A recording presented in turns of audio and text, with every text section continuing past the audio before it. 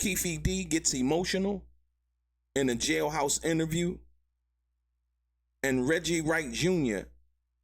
says that he doesn't believe in going by the gang or street code, despite being a convicted felon for money laundering, drug trafficking. This is interesting. Let's get into some of this straight game. Life is like those cards. It's not what you dealt, but how you play it.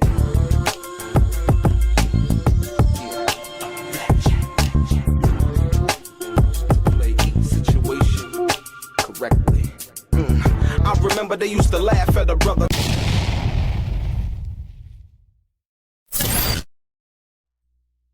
Welcome back, guys. Welcome back. It's your boy DELRAY, Richardson, platinum artist, platinum songwriter, Straight Game TV.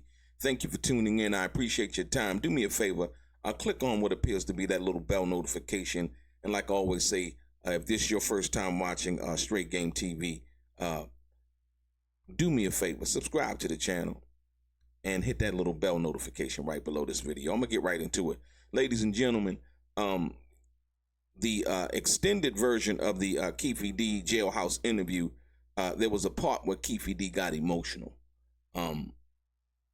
And I'm going to play it for you right here. Check it out. Keefe D, emotional about his life behind bars and time away from his grandchildren. Yeah, I thought I was going to do college with my grandkids. You know, they're pretty good athletes. You know, 18 years later, you know what I'm saying, I did everything they asked me to do. Get new friends, stop selling drugs. I stopped all that. I totally understand where Keefe D is coming from, you know, as we all are human beings. When it comes down to it, we have family members, and, you know, we wish to try to be the best that we can, you know, in being in our family members' lives. It's crazy because, like I said, Keefe D had the deal of a lifetime. I mean, I've never seen any deal like that was given to him in regards to the Tupac situation. Tupac is arguably one of the most famous rappers or well-known rappers in the world. I would say next to Snoop Dogg. And when you think about him feeling the way he feels, it's understood. But then you have to think about the flip side of that. The flip side of that is, you know, if what he was saying and what he was confessing to was true, then you would have to understand that that Tupac never got a chance to have any kids either. And that you know, Tupac's family is still grieving him, and he's gone. You know, I would hope that you know, that Keefe D can see his grandchildren. They come to see him, you know what I mean? You know, from that perspective. So there's a two-sided thing here when you think about the big picture. You know what I mean? And like I said, Keefe D has no one to blame but himself. Because, like I said, he was given a proffer deal, the deal of a lifetime. I would say a sweetheart deal, the deal of a lifetime. And he kept talking, and he kept confessing. Be it for money, be it for fame, be it for whatever he says it is now. Like I said, they have 5 different ways of convicting Keefe D. Mainly with the 2009 confession that he gave to the Las Vegas Metropolitan Police Department. You know, but it's kind of sad when you think about it on all levels of it, man. It's kind of sad because, you know, Keefe D has family, Pac has family, and the people that are hurt on the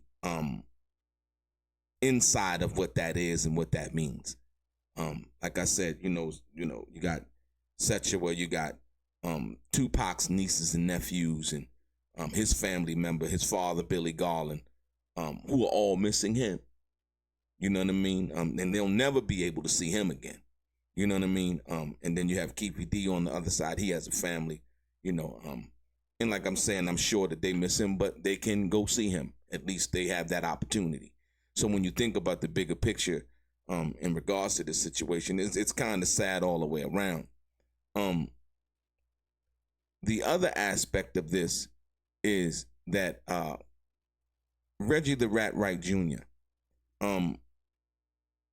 in the interview, they had played this. This was from a prior interview prior to Keefe D being arrested. They asked Reggie the Rat Wright Jr. They asked him about why did he testify in front of the grand jury. Listen. Why did you decide to testify in the grand jury? Well, number one, I was subpoenaed. But number two, I wasn't there. It's not like I'm getting on the stand and pointing it out. But if I was sitting in the back seat of the car and I saw him, I would have. I believe that was Reggie Wright's job to do, and that's the code I live by. I don't live by a gangbanger street code. I understand it, but that's not the code that I live by. I find that very interesting. And I'm going to tell you why. It's because Reggie is a convicted felon, former police officer, convicted felon. Basically, he's always yelling out, the homies, and he's not going to say this and he's not going to say that. He consistently, like I say, plays both sides of the fence. What they don't mention is that his record. You know what I mean? When they asking these questions, you know what I mean?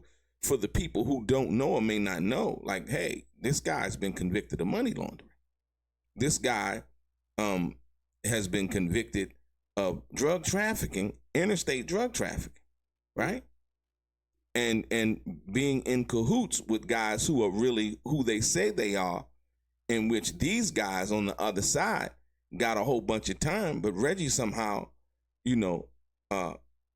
circumvented that time. You know what I mean? And he's home, once again, goes in front of the grand jury. And this is the part that I try to get people to understand. When you look at the situation when Reggie went in front of the grand jury, Reggie went in front of the grand jury and he testified that he blamed it on Frank Alexander again, but he said he was mad that Frank Alexander didn't call him, right? Didn't get in touch with him. And the most disingenuous or should I say deceptive part about that is the fact that Reggie knew on the night in question that Frank Alexander didn't have no radio because he met with him twice. As a matter of fact, when I showed you guys that Frank Alexander basically said that he had to call Reggie on the payphone when Tupac and Michael Moore and Frank Alexander and the Outlaws were at the MGM earlier that evening before the shooting. Look. So when Reggie went and testified in front of the grand jury, stating and saying all of that, right? He knew damn well that at the end of the day, you know what? Frank didn't have a radio. Frank called him and left a message on the payphone trying to find out where Suge was at, right? He called him twice that evening from the payphone, from what I understand. Or at least once from the payphone, from what I understand. And so, and you know what? That I would say twice, because remember, Michael Moore, when Michael Moore was at the hotel, it was a phone call that Michael Moore received, and he said that they kept calling his room. Right? And so with that being said, Reggie knew when he went and testified in front of the grand jury that Frank Alexander didn't have any radio. So to try to push that over on Frank, you can see clearly that Reggie the Rat Wright Jr. knew what was going on. He knew. And he still, until this day, is still trying to get everybody to believe and think that, oh, Frank didn't have a radio. He didn't call me. He didn't contact me. But wasn't it Reggie Wright Jr.'s job to make sure Frank had what he needed to be able to adequately do his job? Absolutely. But as we know, what happened, like I said, Reggie the Rat Wright Jr. had sabotaged the security that night. You know what I mean? Motive? You guys know what that is. Tupac actually fired Reggie as his personal security. And when Suge told him to send more security, Reggie was like, nah, he sent me a fax firing me. And Suge told Reggie, I pay you. Tupac was firing him from being his personal security after hours, in which I believe Reggie the Rat Wright Jr. had some kind of agreement where each security guard was being paid $300 a day, and that's according to Reggie. So Tupac didn't want anything else to do with him. He didn't trust Reggie. But when Suge said, yo, send more guards from the club to guard Pac, Reggie didn't send him. Reggie was in his feelings. So once again, I don't understand the logic behind trying to now come and say all of these things. But the most important part is he's basically saying, I don't go by no street code. I don't do, I don't go. But once again, he was involved with an interstate drug trafficking situation, right? With gang members. You see what I'm saying? You see, at 1 minute, and that's the thing that I'm trying to tell you guys. When Phil Carson said that Reggie was a 137 informant, right? This is the reason why that is so true, because he's saying, well, name somebody that I sent to jail. Well, it's not even about that. You can give information and not have your name ever be on any paperwork. And that's what Phil Carson was trying to explain what a 137 informant was. You see it? So, because Reggie now claiming, I don't go by any kind of gang code. But, well, you knew who you was dealing with when you was sending it out of town. Sending drugs out of town, I mean. Right? So this is the thing, like I said, once again, like I said, in dealing with the Keefe D thing, it's kind of sad, like I say, on all ends when you think about the bigger picture. Sometimes people have regrets for the actions that they take. And it's like, where it can be dealt with in a different manner, people choose violence. And violence, it doesn't really, you may get that gratification at that moment, but you're not in charge of what the response is going to be. You know what I mean? From that perspective. And like I said, he was given a proffer agreement. He was given a deal of a lifetime. And like I said, he was hurt that Greg Kading had came out and put murder rap out. He didn't know he was being recorded. And Keefe D felt like, you know what? I'm going to tell my own story. And in telling his own story, he basically voided out the proffer agreement. And there and then, the Las Vegas Metropolitan Police Department could then continue the investigation and then convene a grand jury in which Reggie the Rat Wright Jr. testified, even though he wasn't there, and he admitted that he wasn't there. And he's saying, I don't follow no gang code. But like I said, once again, also being in cahoots, like I said, with gang members from that perspective, and it, he getting off and they getting a whole bunch of time. And you don't even need to wonder why that happened that way. You know what I mean? Unfortunately, like I said, we all make mistakes, you know what I mean? And trying to get back and get our lives back and things like that. So, but more importantly, yeah, this is the big picture. The regret, the hurt, the pain, you know what I mean? The aspirations, all of the things, the people who come into your life and you would hope that they mean well, but, and like I say, in Reggie the Rat Wright Jr. situation, who mean no good at all and are only out for looking out for themselves, if you will. So yeah, this is yeah, I just had to reflect on that, man, because seeing Keefe D, and like I said, your family, they don't deserve to be put through some of the things that we put them through as people, and I don't, exclude myself from that perspective. You know what I mean? When I was young, right? But like I said, once again, when you've been given an opportunity to show that you've done things wrong, or right from wrong, and you continue to do wrong, right? Yeah.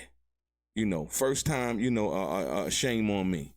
Second time, yeah, shame on you really. And right from wrong, and you deserve, what you got coming. Every man has to stand up and be accountable for his actions and his behavior, from that perspective. So like I said, yeah, this is interesting, man. We're going to see when the trial starts, like I said, Reggie the Rat Wright Jr., has been implicated as one of the masterminds involved in the death of Tupac Shakur. And so more will be revealed. But I thought that this was interesting from the perspective and of showing the other side of what that is and what that means, and not all the posturing and the tough guy stuff. You know what I mean?